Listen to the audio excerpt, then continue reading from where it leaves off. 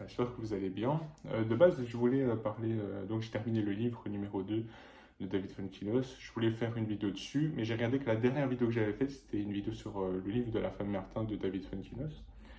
Et je me suis dit faire deux vidéos d'affilée sur un livre. Je me suis dit c'est une bonne idée, mais ça voudrait dire qu'un peu c'est comme si je faisais toujours des vidéos sur les livres. Je voulais un peu varier, faire des vidéos un peu sur tout. Déjà, ça fait une semaine maintenant que la vidéo est sortie et je suis un peu déçu de ne pas avoir fait de vidéo, donc je fais des shorts, mais je veux dire un peu déçu de ne pas avoir fait de vidéos plus longues, entre guillemets, genre en d'horizontale, hein. Mais c'est pas très grave, voilà, c'est des choses qui arrivent. Là, j'essaie de reprendre en force. Là, j'ai une vidéo du coup qui va sortir, que je vais faire sur la critique, enfin critique, où je veux parler du moins du livre numéro 2 de David Fuenkinos. Là, je continue un autre livre qui s'appelle Le dernier des siens de Sibyl Grimbert, je pense.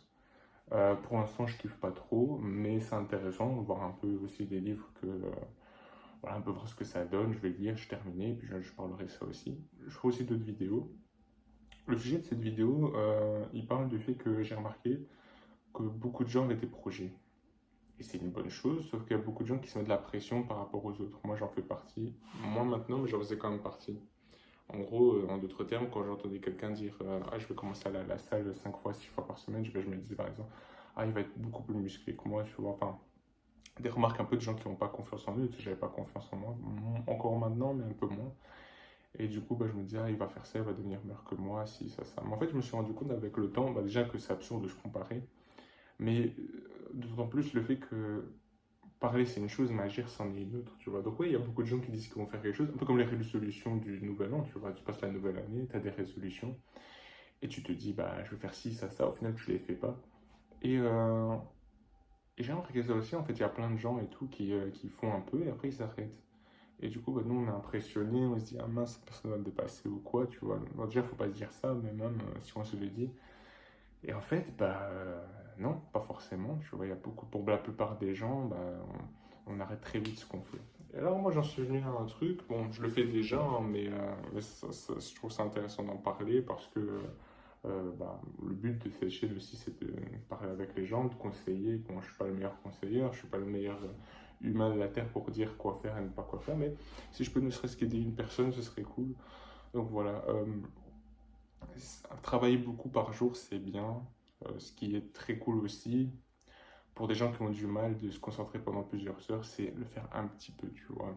Un petit peu, donc un petit peu, ça veut dire que tu évolues petit à petit. Alors ça sous-entend le fait que, même ça le dit clairement, tu vas pas être la meilleure version de ce que tu veux faire directement, comme si tu travailles 6 heures par jour. En travaillant 15 minutes, tu n'auras pas le même résultat sur 6 mois que si tu travailles 6 heures par jour. Sauf que travailler 6 heures par jour ou 2 heures, 1 heure, c'est pas très facile, même très compliqué.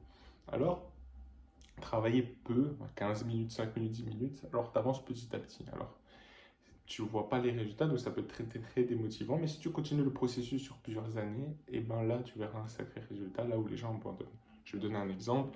Si chaque jour tu fais 100 mètres et qu'une personne elle fait 1 kilomètre, bah, tu vas dire, puis au bout de 10 jours, bah, tu vas dire la personne elle est loin, tu vois, contrairement à toi. Mais si au bout de 100 jours elle s'arrête et que toi tu continues pendant 1500, 2000 jours, bah, tu seras beaucoup plus loin qu'elle. Donc voilà, les petits efforts sont pas mal aussi pour ceux qui ont du mal et c'est très important parce que déjà les gens généralement s'arrêtent à un moment donné ou à un autre. Les gens ils s'arrêtent et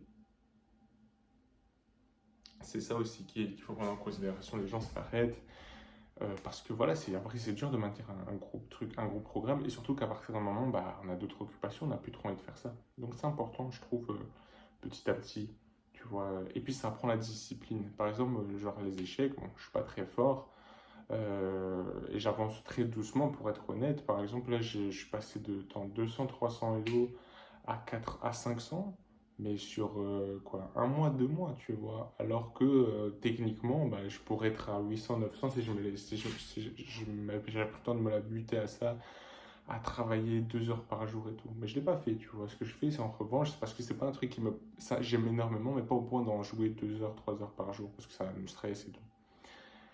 Donc ce que je fais, bah, c'est que je fais une partie par jour, tu vois, des fois deux, trois, mais au moins une partie par jour. Et ça, petit à petit, tu vois, alors, ça me fait pas forcément évoluer cette partie, mais ça me discipline, tu vois. Je l'ai toujours dans ma vie. Elle imprègne ma vie, cette partie d'échec.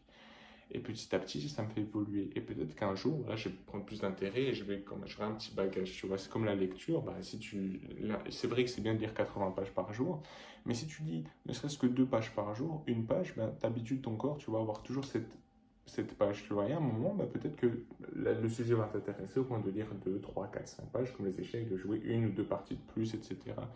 C'est de faire petit à petit, histoire que ça t'intègre, ça fasse partie de toi, cette petite routine de faire ci, ça. Donc voilà, l'importance du coup de faire les choses petit à petit, c'est bien de faire beaucoup, petit ça a aussi un impact. Je ne suis pas une hiérarchie de ce qui est meilleur ou pas, parce que je ne sais pas, mais je sais que c'est une bonne chose aussi. Il vaut mieux faire un petit peu que ne rien faire.